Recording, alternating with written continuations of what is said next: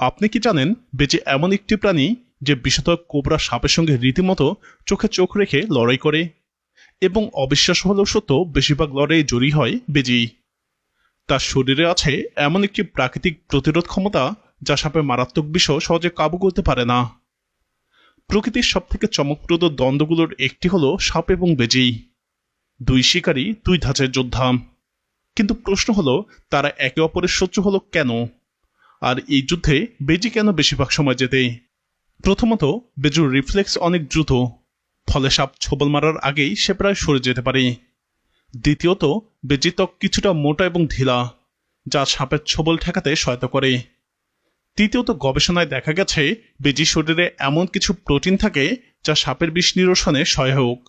যদিও সব বিষ একেবারে রোধ করতে পারে না, তবে সহ্য ক্ষমতা অনেক বেশি। আরও একটি গুরুত্বপূর্ণ দিক হল বেজি কখনোই সরাসরি ঝাঁপিয়ে পড়ে না।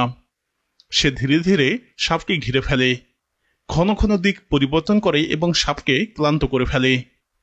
যখন সাপ ভুল করে মাথা নামিয়ে ফেলে বা ছোবল দিতে ব্যর্থ হয়, তখন বেজি ছো মেরে সাপের মাথায় আঘাত করে। একবার ধরতে পারলেই সাপের মৃত্যু নিশ্চিত। বেজি সাপ খায়, বিশেষ করে বিষহীন ছোট সাপ। আবার সুযোগ পেলে কোবরা কিংবা রাসেলস ভাইপারের মতো বিষধর সাপও ছাড়ে না। এদের শত্রুতা মূলত খাদ্য চক্র থেকে শুরু হলেও পরিণত হয়েছে প্রাণঘাতী দণ্ডে। আপনি যদি বনের মাঝখানে এই লড়াই নিজের চোখে দেখেন তাহলে অবাক হয়ে যাবেন কিভাবে একটি তুলনামূলক ছোট প্রাণী এত বড় আর বিষাক্ত শত্রুর বিরুদ্ধে লড়াই করতে পারে। সাপ কেন বেজিকে শত্রু ভাবে? কারণ সাপ জানে বেজি অত্যন্ত চটপটে এবং বুদ্ধিমান শিকারী। সাপের ছোবলের চেয়ে বেজির গতি অনেক বেশি, আর বেজি একবার কাউকে শত্রু হিসেবে চিনে ফেললে সে সহজে ছাড়ে না। বেজি সাপের বিষে মরবে না তাই নয়, কিন্তু সে মরে না খুব সহজে। এর শরীরে কিছু বিশেষ ধরনের অ্যাসিটিলকোলাইন রিসেপ্টর ব্লাইন্ডিং প্রোটিন রয়েছে যা সাপের নিউরোটক্সিন বিষের বিরুদ্ধে প্রতিরোধ গড়ে তোলে। ফলে সাপ ছোবল মারলেও অনেক ক্ষেত্রে বেজি কাবু হয় না। সাপ এবং বেজির লড়াই সাধারণত বেজি একাধিকবার ফাঁকি দেয়, সাপ ক্লান্ত হয়ে পড়ে, তারপর হঠাৎ সুযোগ নিয়ে সাপের মাথায় কামড় বসিয়ে দেয় বেজি। আর একবার যদি বেজি সাপের মাথা চেপে ধরে তাহলে আপনারা জানেন সেই সাপের আর রক্ষা নেই। তবে সব লড়াই কি বেজি জিতে? না, সবসময় এমনটা হয় না। বড় আকৃতির সাপ বা দ্রুত ছোবল দিতে পারা কোবরা যদি লক্ষ্যভ্রষ্ট না হয় তবে বেজিও মারা যেতে পারে।